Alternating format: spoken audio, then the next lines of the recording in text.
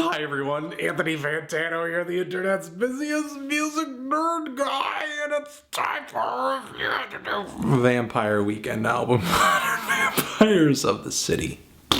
Vampire Weekend is a New York indie pop and rock outfit who annoyed me on their first album, captivated me with their second, and has had me patiently awaiting the release of their third.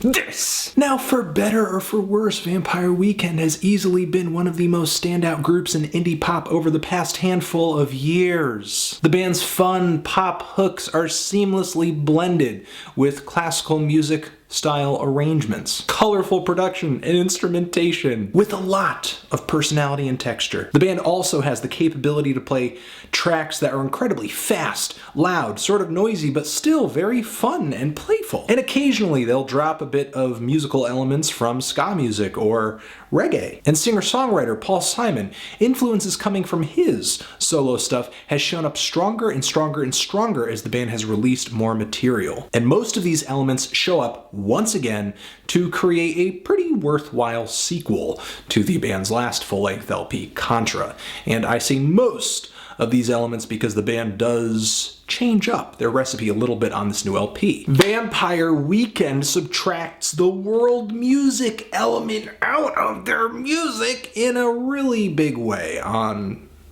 this release. None of the tracks on this album really come through as being influenced by anything more than Western, popular, contemporary, and classical music. Which is kind of strange because sounds coming from ska and reggae most notoriously have helped the band define their sound since day one. But it would seem on this new full-length LP, the group is really trying to get their songwriting to stand on its own 2 feet and not be enjoyed relative to how many steel drums or thumb pianos manage to show up on a given track. And for the most part, Vampire Weekend does bring lyrics and melodies that are up to the challenge of this change, with refined instrumentation with a very strong classical music vibe to it. The band will occasionally throw out tracks that are adorned in strings or very beautiful chorus vocals. I mean gargantuan chorus vocals, which show up most notoriously on tracks like Ya Hey, or on the track Hudson, one of the closing tracks on this LP that actually, on top of the chorus, feels as if it's backed up orchestrally. The production and effects are just as dynamic on this LP as they were on Contra, and the lyrics are romantically, poetically, passionately descriptive on subjects such as life, love, and a really big topic for this new LP, religion, God.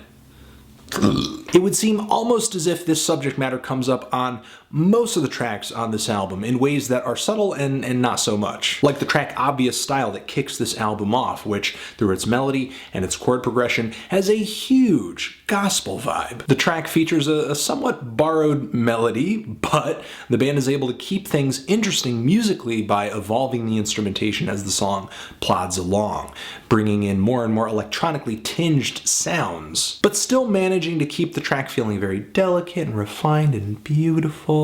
It's like a sunshiny morning. The track Unbelievers also has a very strong religious tone to it, with Ezra throwing elements in his lyrics that reference unbelievers, sinners, fate, and being born again. The instrumentation has a really fast, peppy pace to it that really reminds me of moments from Paul Simon's Graceland. Same with the track Worship You, which has a very steady gallop to it. And even though the song does have an incredibly catchy chorus, this track really caught my attention when Ezra threw the lyric out there that "will die unbelievers bound to the tracks of the train." And one more note on this LP in relation to religion, the song Yeah Hey has to be mentioned. It's one of the longer tracks on this LP, and obviously the chorus on this album could sort of be a play on words for the word Yahweh. And lyrically, the song seems to be somewhat of a conversation directly with God, sort of displaying this loss of faith with certain groups of people. On this track, much like on the song Unbelievers, Ezra paints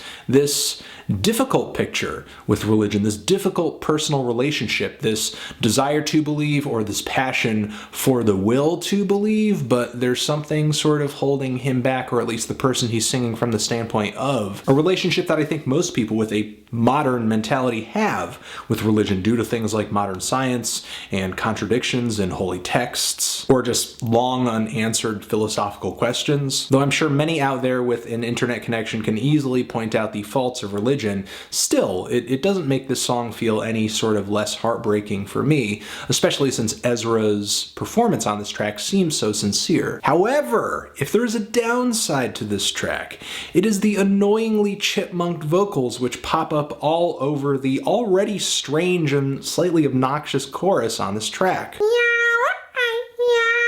In a way, it kind of reminds me of the track California English from the band's last full-length LP, which, a lot like Yeah Hey, was overall a pretty good tune, a tune I really want to like, but then the band incorporates this really sort of obnoxious element into it, kind of ruining it for me. As much as I love Vampire Weekend because of their boyish vocals, their ability to woo me with their lyrics and their beautiful melodies, their playful, lighthearted, yet methodical instrumentation, the band occasionally breaks this love streak by putting out a track that I just can't stand. Not that the band should take my personal taste into account when writing music, but there are tracks on this LP like Fingerback, which in my opinion is from front to back annoying. It's the constant staccato instrumentation that never really seems to relax until the band reaches a bridge, which isn't even that interesting to me, and the melody that is being played with the staccato instrumentation and Ezra singing on top of it essentially results in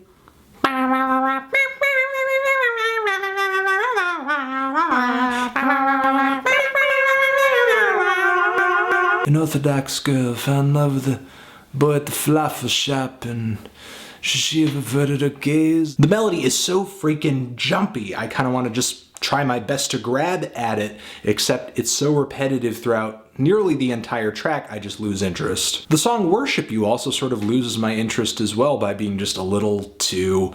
The verses on this song are so speedy that Ezra's words all sort of blend together in this really unrewarding way. You know, a vast majority of the songs on this LP are enjoyable, like the very eerie, moonlit, and epic track Hudson toward the end of this LP. The song is fantastic. It's like a battle epilogue. It's really just a big finish for this album outside of these sort of short, shrug-like semi-instrumental. Tracks like Step and Diane Young, I have sung their praises in the past. I still enjoy these tracks quite a bit, but I still can't help but feel like, to an extent, around the halfway point of this album, the album sort of loses steam and gets kind of spotty. First off, you have the song Everlasting Arms, which in comparison with many other tracks on this album, the annoying ones and the good ones, just kind of feels like wallpaper, doesn't really stick out in any significant way. And then following this, you have, in my opinion, the three most annoying tracks on the LP back to back to back.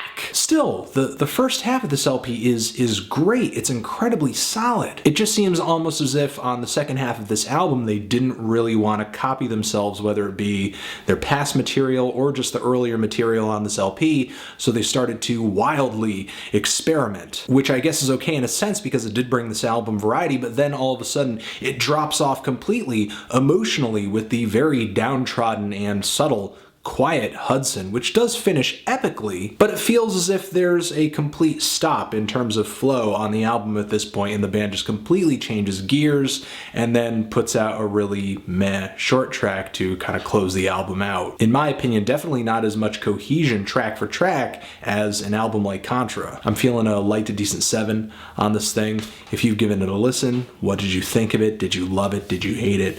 Why? What do you think I should review next? And that's it. Anthony Fantano, Vampire Weekend. Forever.